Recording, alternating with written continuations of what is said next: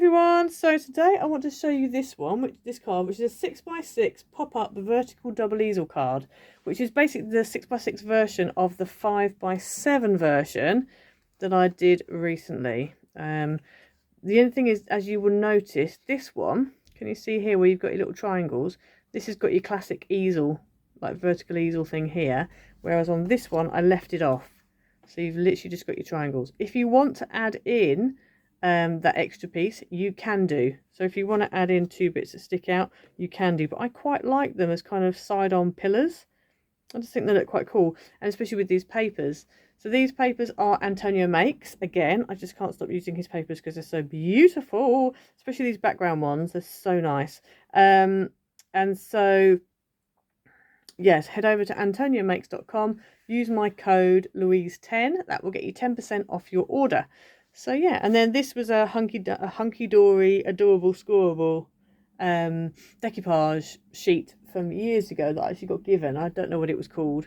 But yeah, it's rather nice. I've just laid it up with some silicone glue, some pin flare silicone glue, and I'd add the sentiment on the front.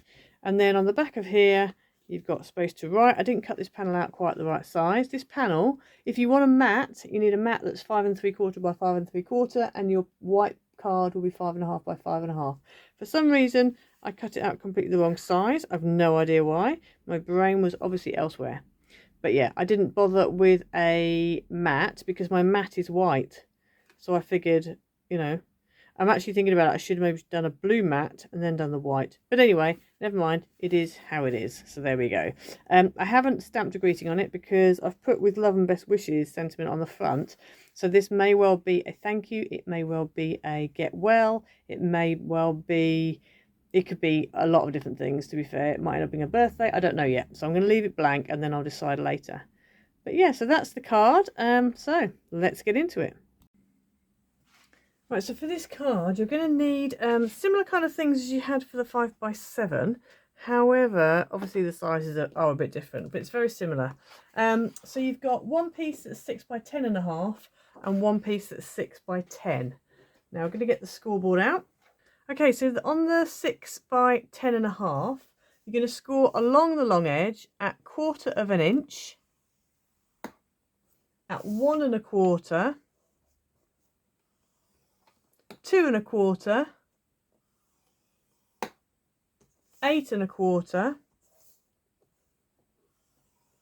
9 1/4, and 10 1/4. Okay, so that's your score. So this bit in the middle should measure 6 inches, which it does. Okay, so that's that bit done. So you can put that to one side and bring in your other piece, which is 6x10, and on the 6x10 you're going to score at 1 1/2, 2 1/2, 3 1/2, 6 1/2, 7 1/2, 8 1/2. Okay, so that's your other piece. So you want a mountain, valley, mountain, mountain, valley, mountain.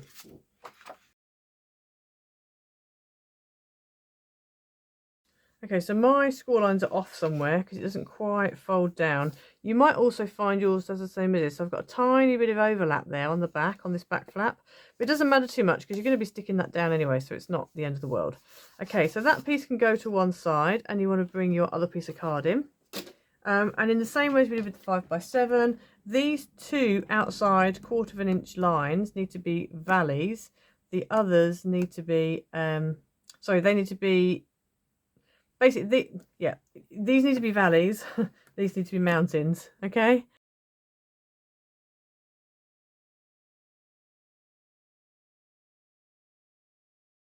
Okay, so what we're going to do now is going to open it up, and on this centre section here, this is actually 6x6 in the middle here. So along the 6 inch, the top bit, you're just going to make a mark at 1 1/2 and at 5 1/2. Okay, which then means that the distance between those two lines should be 3 inches. If you want to, you can do the same at the bottom, just so when you come to stick your middle bit down, you know where you are. So I'm going to do that on this one. 1.5 and 4.5. There we go. Now you won't see my pencil lines. I've done them deliberately small so that I don't end up seeing them when I have my finished card. So then we're going to take this piece. Before we go any further, we're going to put something on the front.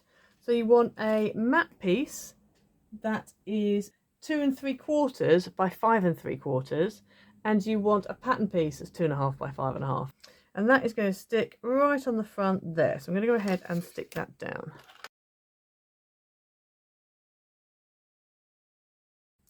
Okay, so that's that done. So now what we're going to do is we're going to put this to one side. We'll stick it in a minute, but I just want to decorate this one first. Now on the 5x7 version, we actually added in your classic you know, easel parts that stick up, but on this one I'm not going to do that. So we're literally going to leave these as they are. So we're just going to put some, when I say leave them as they are, I mean we're not going to add any more base card onto them. I am going to decorate them. So if I turn this over, I'm going to decorate these 4 panels.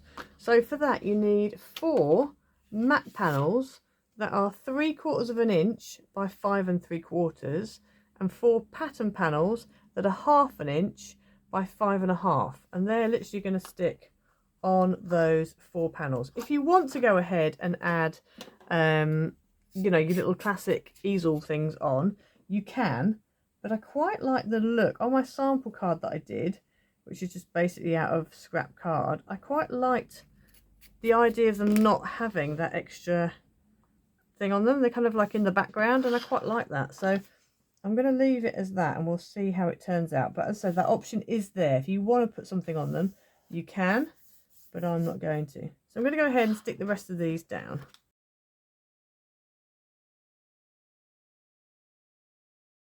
Okay, so you should end up with that. So we're going to turn it back over again, so obviously you can't see them at the moment. And then we're going to go and stick this in. Now, as we did last time, we're going to go and put some red tape. Now, I would suggest red tape because it's a 3D project and you do really want to hold it. So I'm going to go ahead and put some red tape on these flaps. But where I'd normally cover the whole thing in tape, I want to make sure I have at least 1/4 inch, possibly a little bit more, from this folded edge in that doesn't have any tape on it. So I'm just going to go ahead and add on some tape, and I'm actually going to put it about 1/2 inch down here, and then I will put another line just next to it there. That second line, if you want, can just be normal tape or glue or whatever. You just need something quite strong on the outside, so where you're tucking the easel part under, you don't have to worry about it, you know, coming loose or whatever.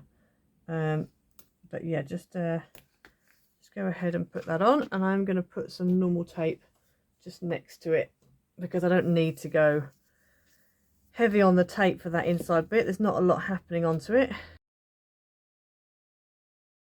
Okay, so I've got a little bit of an overhang here onto my red tape, but it doesn't matter. I'm going to take the red tape off first, and then we can stick the normal tape on top. And there we go, and it doesn't really matter. Right, so I'm going to go ahead and stick this first one down. I'm going to take this backing off here, and then I want it to be this way around. I want this to be at the top, that to be at the bottom. So I'm just going to turn it around like this. Ooh. And then I've got to be really careful because I have got a whole lot of stickiness there, which I probably should have just taken the backing off and not, you know, done any more. But I'm going to line it up with those 2 pencil lines, and this is when I'm very glad that I did 2 pencil lines, like that, and make sure that fits. And then I'm just going to peel off the rest of that backing, like that.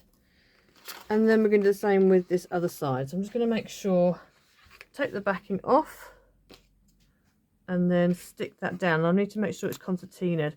With this one, I think I will actually just take the whole thing off. I'm going to be really daring here. Take the whole thing off and just stick it all down. So I'm going to concertina the whole thing up, and then just lay it down flat and press it. And so from the top, you have that kind of weird sort of thing. So that's that. So then these pieces here are just going to tuck in there like that. One there and one there like that. You just have to lift it up a little bit, and they just tuck in like that. Okay, And then if you find them pinging out, just make sure you burnish these edges. So that's what it looks like from the top. So as you can see, if you wanted to, you could have the extra bits here. They'd only have to be 2 inches, the same as they were on the 5x7. But I quite like them being at the back there. Also, if you wanted to, you could decorate up these pieces here. I'm not going to do that, I don't think. And then all I need to do now is add my little flower thing on the front. Now I'm actually going to cut round. I don't like this bit at the bottom here, so I'm actually just going to roughly cut round and just kind of round it off a little bit.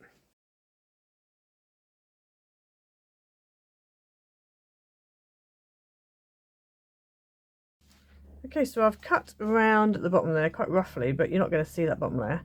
So I'm just going to add this on, and then I've got a with love and best wishes, which I think is going to have to go at the bottom.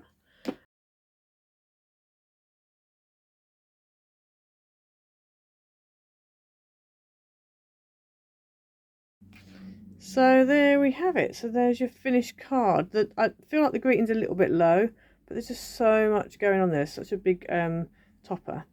But yeah, so that's the finished card. And obviously it stands up nicely on your desk. It folds down flat. You just pop these bits out. They can go into that middle bit there, and then the whole lot folds down. I'm not going to press on this front bit because I should have stuck it down, but the whole thing folds flat.